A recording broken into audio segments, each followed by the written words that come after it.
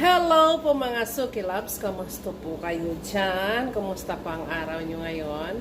Ako po ay magluluto ngayon ng margok dahil fasting po ang amo ko. Ang mga amo ko at the same time. Nandito na rin po yung mga family nila. Dito sila mag-dinner for tonight kasi fasting sila in the whole day. So, magluluto po ako ngayon ng margok. Ayan po ang aking karne. Yan po ang karne po, malalaki. Yung sheep po siya, ayan. Tapos, yung kamatis ko po, malalaking hiwa siya. Ginawa ko lang 4 na slice ng kamatis. At saka sibuyas. Chinap ko na rin po siya. Kanasama na rin ang dinikdik na bawang. So, maglalagay naman po ako ngayon ng aking spices para sa aking karne. 1, 2. Sorry. Ayan po siya. Then, maglalagay lang po ako ng asin. 1, 2, 3. Maglalagay na rin ako ng paminta. Asan ang aking paminta? Ako dito, pag nagluluto, tansya-tansya na lang kasi kabisado ko na po. Ayan ang aking paminta. At saka ang aking dried lemon. Ito po yung aking yung dried na lemon na dinurog ko siya. Yan. And then, maglalagay na rin po ako ng tomato paste.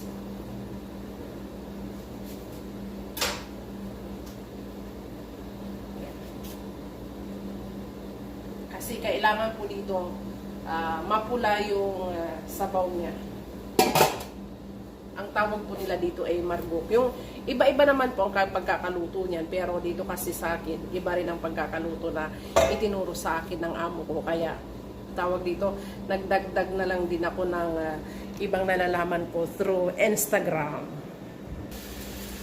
So, ito na po mga Suki Loves. Ito po yung ingredients lang ng aking margok. Ayan, malalaking hiwa ng patatas. At saka malalaking hiwa din po ng carrots.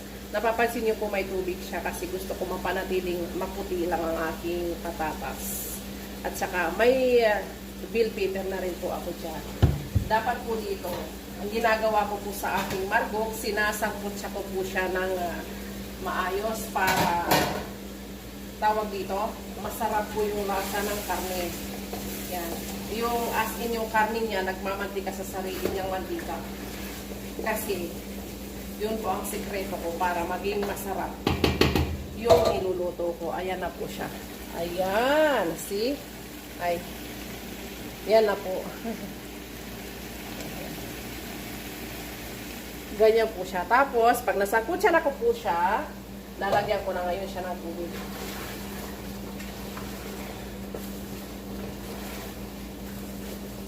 Dahil natunaw na yung kamatis niya. At saka, nagmantika na yung aking karne. Sangkutsa ko na siya ng maayos, ng tama. Ayan. Ngayon, lalagyan ko naman po siya ng tubig. Ginhahayaan ko na po siya hanggang sa lumambot po ang kanyang karne. Ito naman po, ang gagawin ko ngayon is para sa aking margok. And though po ang tawag dito na naglagay lang ako dito ng konting asin. Tapos, ito ang aking harina. Yung iba po nito, naglalagay sila ng yung ready-made na tinapay, na yung dinudurog-durog nila, tapos yun ang nilalagay. Pero ako, ayoko nun kasi hindi siya masarap. Mas gusto ko yung ganito. Yan. So, tapon na. Okay lang yan. Lagyan ko lang siya ng konting, nilagyan ko na siya ng konting asin. Ano ba yan? Nalumihan tuloy yung damit ko. Okay lang yan. Okay lang yan. So, eto na siya. Dito po sa aking mixer, maglalagay lang po ako ng tubig mga 1 cup. Huwag tatansyahin ko lang yung lapot niya.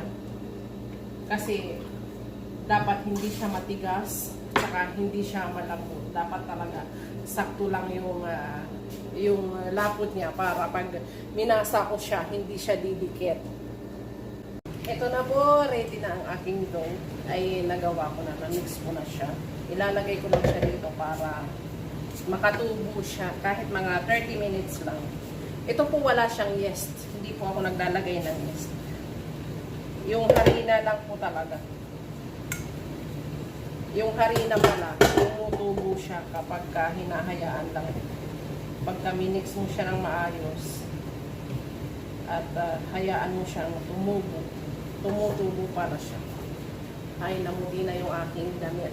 So, kahayaan ko lang po siya. Babalutin ko lang po siya ng plastic para tumubo siya. Kahit mga 30 minutes lang, lumalaki po yung harina ng konti. Malambot na po yung aking karne ng konti. Kasi tinatansya ko lang siya kasi medyo mahabang proseso po itong pagkain na ito. Tapos, ilalagay ko na ho itong carrots kasi medyo matigas yan kaysa sa patatas. Kaya inuuna ko po yung carrots.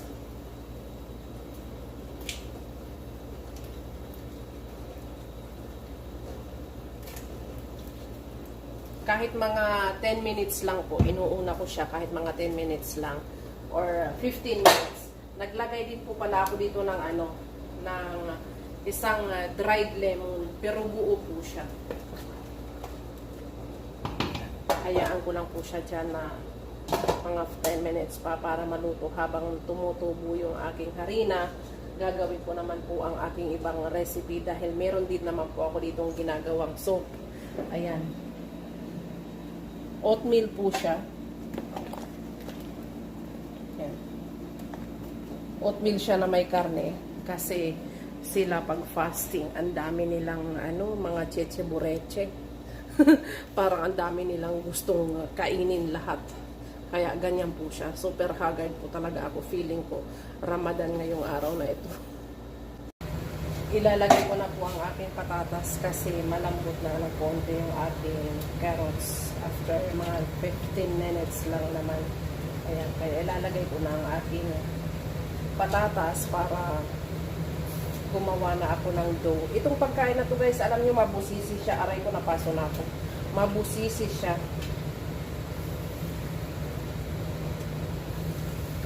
Tapos minsan yung mga kakain nito, pag sinasabi nilang masarap, ang sarap ng bumula pa. Pero hindi naman nila alam gawin. Ang alam lang magsabi ng masarap, hindi nila alam gawin. Masarap naman talaga.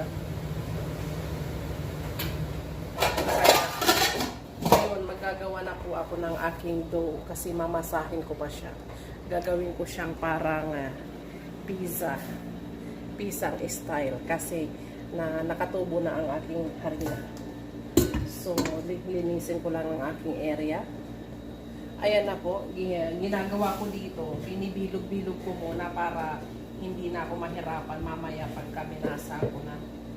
Kasi ito po, ang niya dito is dapat manipis.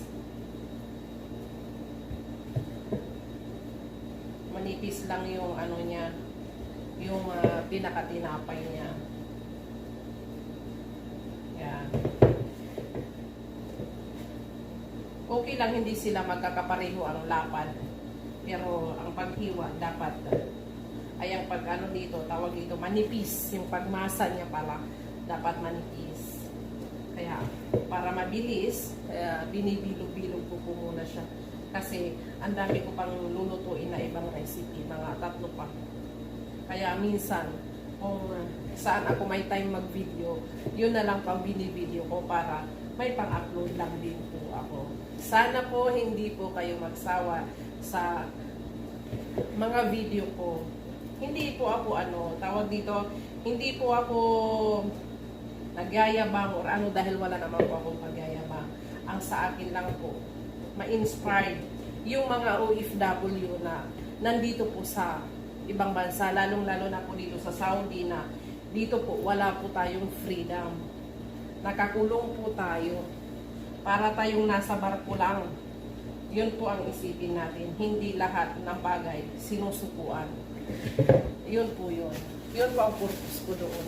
Kasi yung iba dito na mga bagong dating, sumusuko po sila kaagad. Dito po, ang trabaho ko is marami po talaga. Kaya hindi po ako po pwedeng sumuko dahil meron po akong mga obligasyon din po sa buhay. Ito po siya. Dapat ganito kanipis. Ayan. Parang tuwalya lang ba. Tapos ilalagay ko po siya dito sa ano. Yan.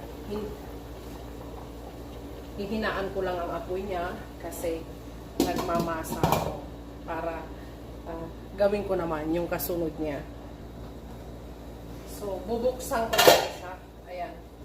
Yung nandito kanina na nilagay ko is hihiwain ko lang siya. Kinakat ko po siya ng mga, dinidivide ko siya hanggang 4 para, yan, ganyan lang po siya, paulit-ulit na proseso. So, ngayon po, naluto na yung aking, yung nilagay ko kanina na dough. Ilalagay ko naman po ang aking bell pepper at saka naglalagay din po ako ng hot chili. Ito po yung laging last, yung aking fresh coriander para mabango po siya talaga. Alam nyo guys, ito masarap talaga siya.